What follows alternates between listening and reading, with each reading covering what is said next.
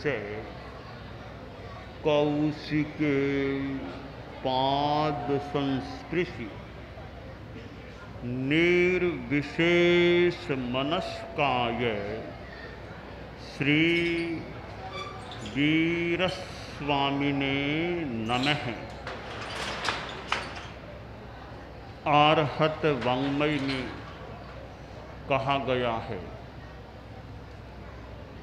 मनो साहसी ओ भीमो दुष्टस्सो परिधावै।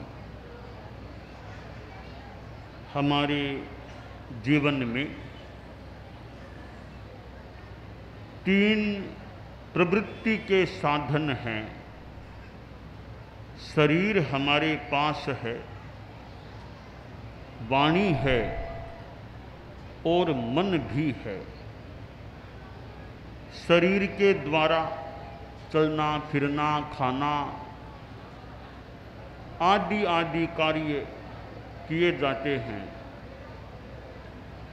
और वाणी के द्वारा बोला जाता है, बातचीत की जाती है, भाषण दिया जाता है।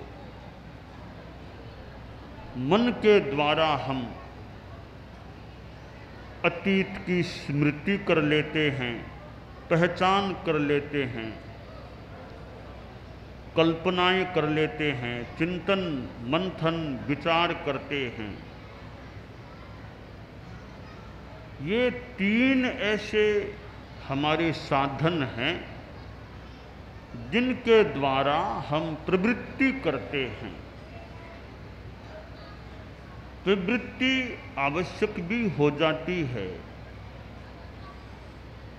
आदमी यह ध्यान दे, प्रवृत्ति पापकारी न हो, जितना संभव हो सके पाप युक्त प्रवृत्ति से बचने का प्रयास हो। शरीर के द्वारा किसी को मारना पीटना,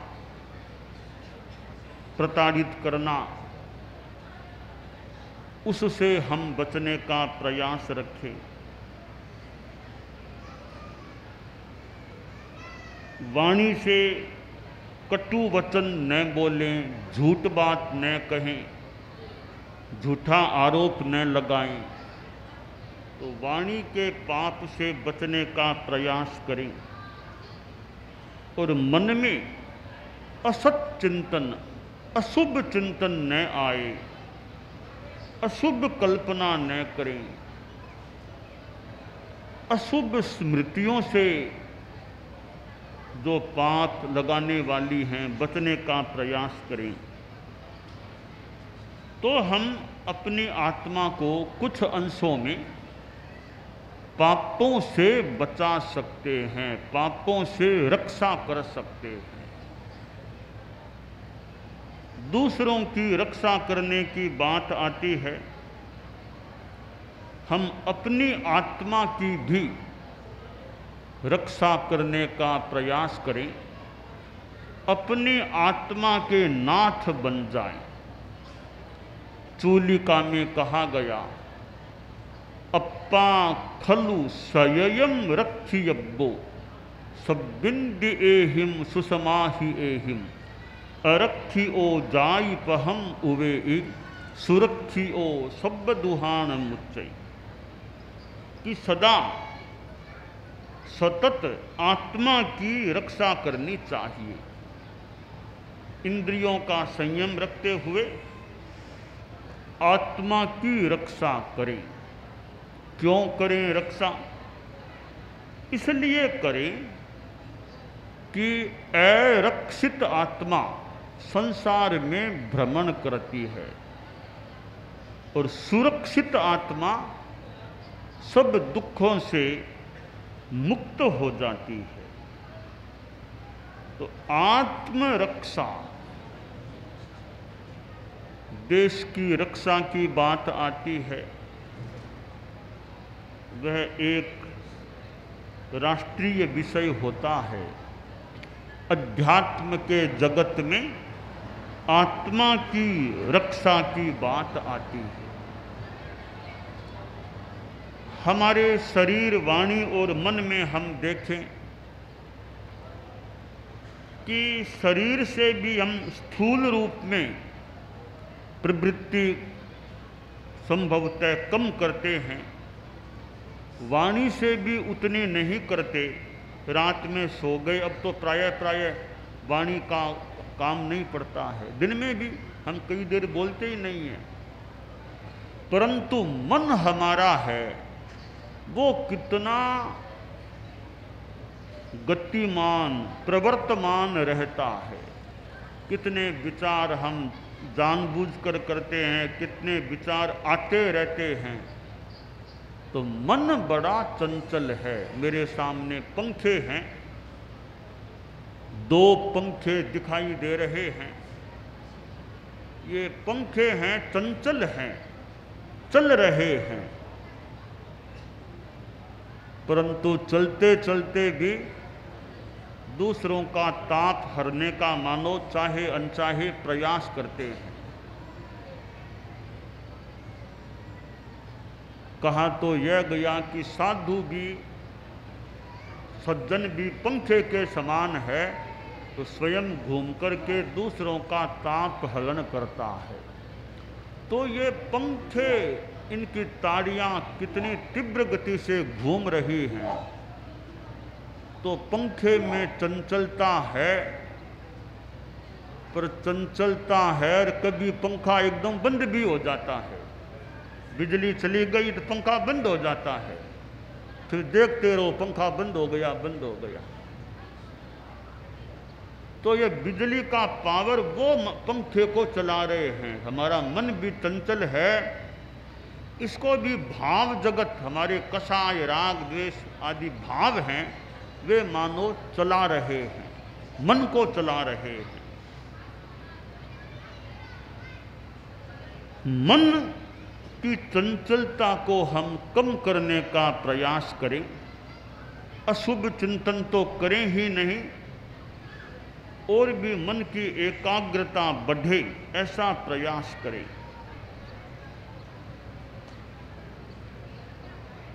आप लोग गृहस्थ हैं,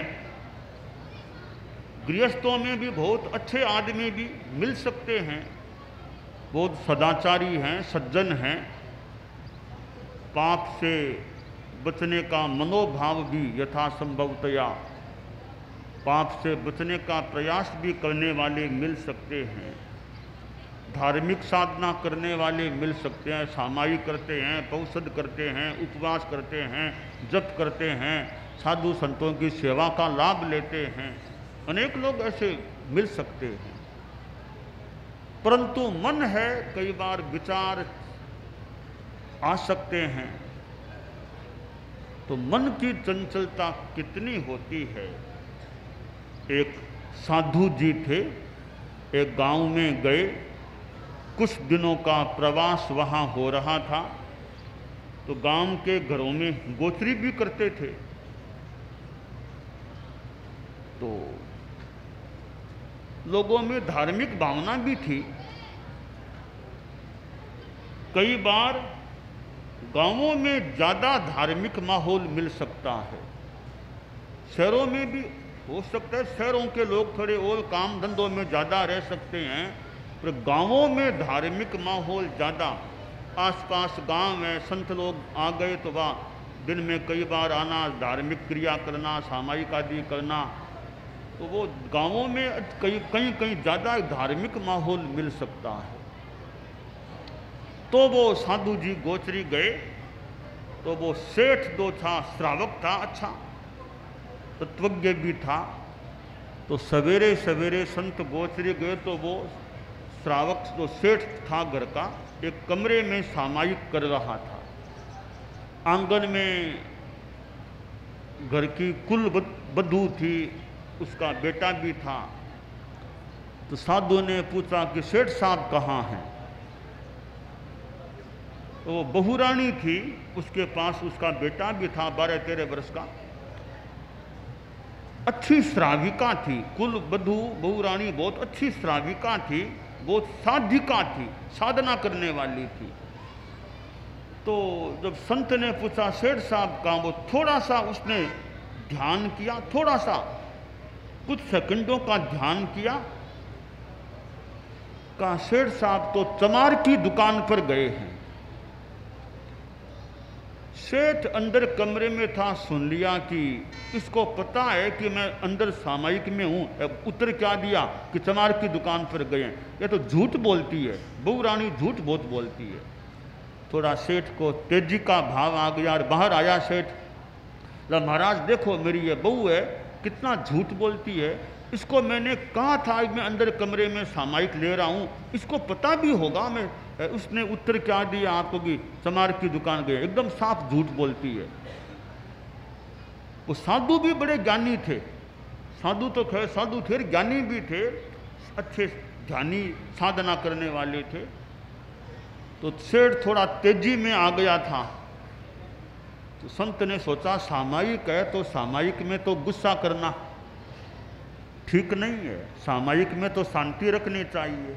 गुस्सा करना, तेजी में बोलना, वो सामायिक में नहीं होना चाहिए।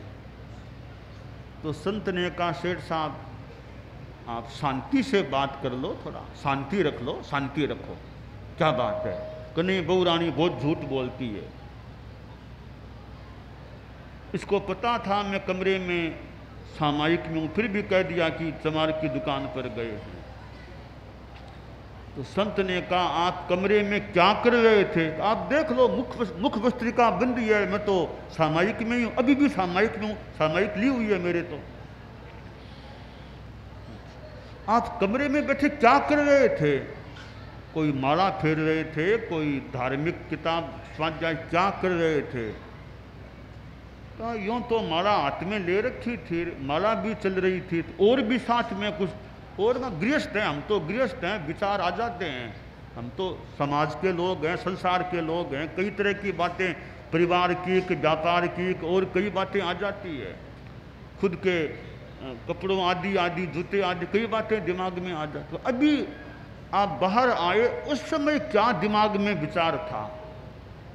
महाराज विचार तो यह था कि मेरे मन में वो माला तो हाथ में थी, माला भी फेर रहा था, विचार आया रे मेरे सामने मेरे जूते पड़े थे, जूते आंख के सामने, आंख जूतों पर गई, सोचा रे जूते फट गए हैं तो सामायिक पूरी हो जाएगी, तो चमार की दुकान जाकर के जूतों को ठीक कराऊंगा आज। तो यह सोच रहा था मैं। तब संत ने कहा आपकी बहू रानी ने क्या गलत कहा। यही तो कहा ना कि चमार की दुकान पर, आपका मन तो चमार की दुकान पर चला गया था ना। अब सेठ को लगा रे मेरी बहू रानी तो कितनी आत्मज्ञानी है, कैसे जान लेती है।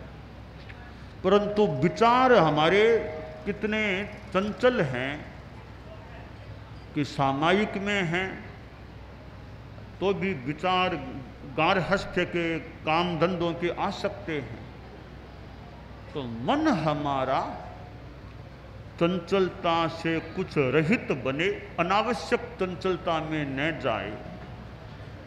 और मन से भी आदमी बहुत पाप कर सकता है। एक सिद्धांत का मैं निष्कर्ष निकाल पाया हूँ कि ज़्यादा पाप मन वाला प्राणी करता है। ये कीड़े मकोड़े, मक्खी मच्छर और ये एकेंद्रिय के वनस्पति काय, पृथ्वी काय आदि हैं, ये ज़्यादा पाप नहीं कर सकते, इनके मन नहीं होता, ये अमनस्क होते हैं। एकेंद्रिय, द्विंद्रिय, त्रिंद्रिय, चतुरेंद्रिय, असंगी, पंचेंद्रिय, ये सारे बिना मन के प्राणी हैं, ज़्यादा पाप नहीं कर सकते। तो ये प्राणी हैं बहुत आगे नरक में नहीं जाते हैं, जाएंगे तो पहली में चले जाएं, बहुत ज़्यादा आगे नहीं जाते हैं, अधिकांश तो नरक में जाएं भी नहीं, यानी ज़्यादा पाप नहीं कर सकते। मनुष्य हम लोग जो मन वाले हैं, कई पशु भी मन वाले हैं, ऐसे हम मनुष्य या पशु हैं, ये मर कर के बहुत आगे की नरक में जा सकते हैं, क्योंकि मन वाले प्राणी मन से वो पाप ज़्यादा कर सकते हैं। तो हमारा मन बहुत पाप कर सकता है, मन में संताप भी होता है। दूसरी बात यह है, ज़्यादा धर्म की साधना भी मन वाला प्राणी ही कर सकता है। ये कीड़े मकोड़े ज़्यादा धर्म की साधना नहीं कर सकते।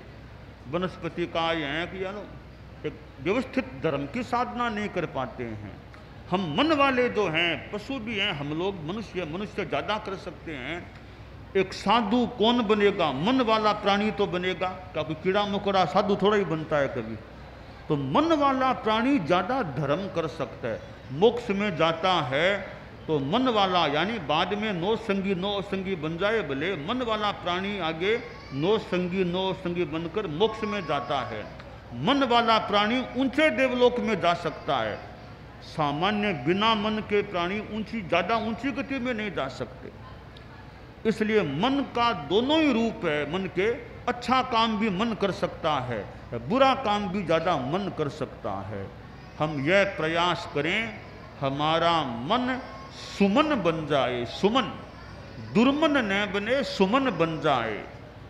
तो मन अच्छा मन बन जाएगा तो फिर हमारे शांति भी रह सकती है, आगे भी कल्याण की दिशा में आत्मा आगे बढ़ सकती है, आगे भी अच्छी गति की भी प्राप्ति हो सकती है। हम सुमिरन करते हैं, जप करते हैं, इस जप से भी हमारा मन सुमन बन सकता है। हम भगवान की भक्ति नवकार मंत्र का जप करते हैं, इनसे भी हमारा मन अच्छा बन सकता है।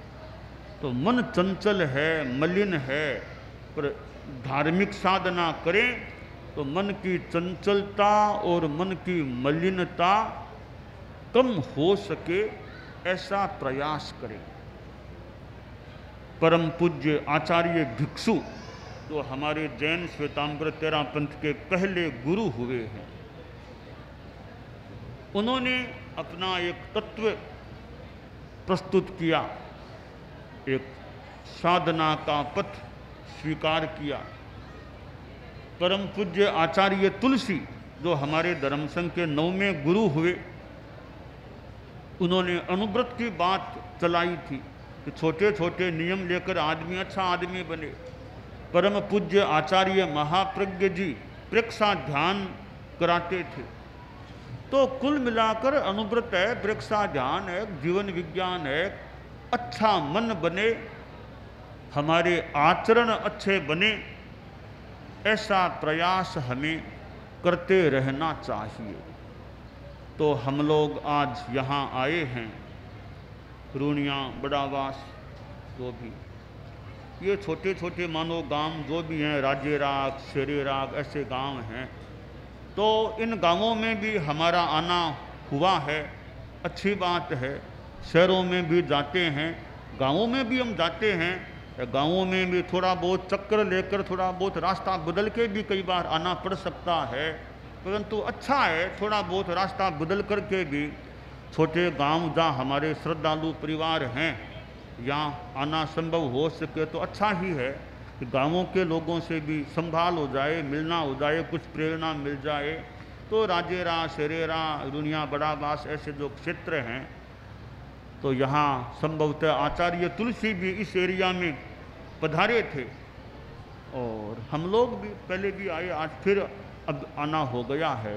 तो इधर के लोगों में धार्मिक साधना की प्रवृत्ति भी रहे, सामायिक है, जब संवत्सरी का उपवास करने का प्रयास भी रहे, साधु साधियों का आना हो जाए तो उनका भी लाभ, उनसे धार्मिक लाभ उठाने का भी प्रयास चले। तो जीवन आदमी का अच्छा बने, क्योंकि हम तो पुनर्जन्म के सिद्धांत में विश्वास करने वाले हैं। यह जीवन अच्छा बने, इतना अच्छा बने, आगे का रास्ता भी अच्छा हो जाए। तो जीवन में ईमानदारी, जीवन में अहिंसा की भावना, नशा मुक्त जीवन, रजनीगंधा, ये मसाला, जर्दा आदि आदि चीज़ों से मुक्त जीवन हो, अनासक्त जीवन हो, तो जीवन अच्छा रहे। फिर धार्मिक साधना, सामायिक आदि आदि चलती रहे। शनिवार को जैन श्वेतांबर तेरा पंथ के लोग हैं, शाम को 7 से 8 बजे के बीच विशेषतया परिवार के लोग सामायिक का प्रयास करें, एक साथ भी बैठ के सामायिक कर सकते हैं। तो यूँ यह धार्मिक साधना भी अच्छी चलनी चाहिए। और हमारे साध्वी प्रमुखा कनक प्रभा जी थे, वे तो वर्षों तक साध्वी प्रमुखा के रूप में 50 वर्षों से ज़्यादा समय तक साध्वी प्रमुखा के रूप में रहे थे। और लगभग 2.5 महीना पहले उनका महाप्रयाण हो गया। शरीर है, दुनिया का नियम है, सृष्टि का नियम है, आने वाला जाता भी है। तो वे भी भ्रमण करती थी, गुरुदेव के साथ भी यूँ भ्रमण किया करती थी, प्रायः साथ रहा करती थी, हमारे साथ भी यात्रा में थी, वो चली गई है। तो खैर सब में अच्छी भावना रहे, रूणियाबास, बड़ाबास, आसपास के गांव में धार्मिक साधना अच्छी चले, मन सुबन रहे, ऐसा प्रयास रहे, यह काम है।